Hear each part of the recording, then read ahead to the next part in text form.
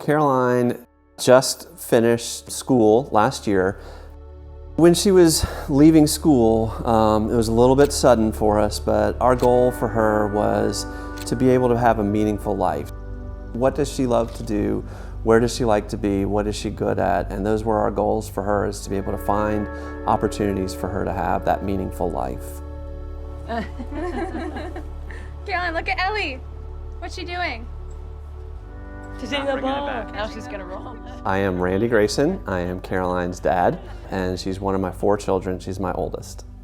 When she was in school, there was lots of opportunities for socialization, but when you first get out, it was a little bit isolating for her. She really lost touch with a lot of social opportunities. For Caroline, someone with autism, to be accepted in the community is not always easy. Sometimes people try, but autism has behaviors, and sometimes people are more or less tolerant with it. Sometimes you would feel a little isolated because you weren't sure if people were always welcoming, maybe at stores or restaurants. The table next to you would not say anything mean, but they'd ask to move, things like that. So there was that sense sometimes that her disability made it difficult in the community. Our hopes and dreams for Caroline's were very similar to our other children. I mean, what we want for them is to be the best person they can be, to have the happiest life they can have in whatever way that looks. For someone like Caroline, to have a meaningful place to go, a job like she's done a few times at Java Joy, to have a place to go where she's accepted, like club events, family dinner nights, that is very meaningful to her. To be able to know people and to ask about them every day like she does. She says, I want to go to ESP, I want to see Anna. Those are the types of things that we want for her.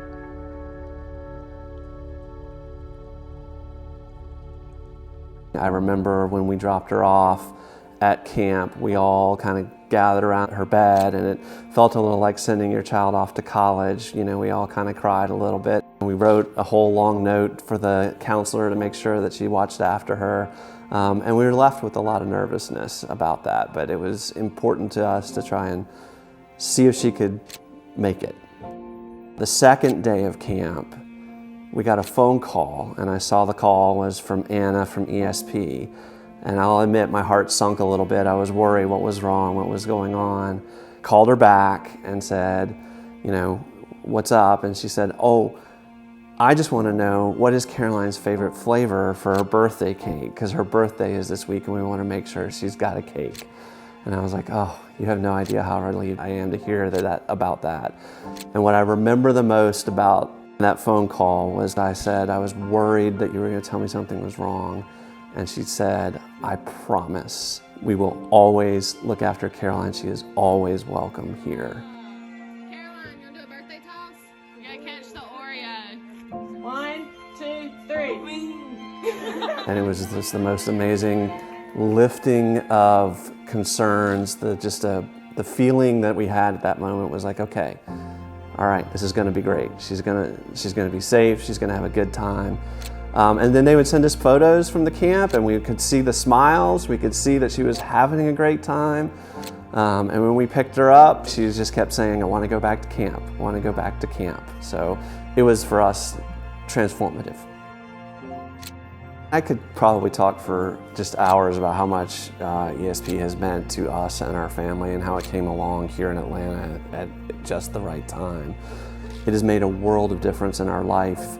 It's been an anchor for us, and so I don't know if I could go on for years and hours about how much ESP has meant to our family, but it has meant everything.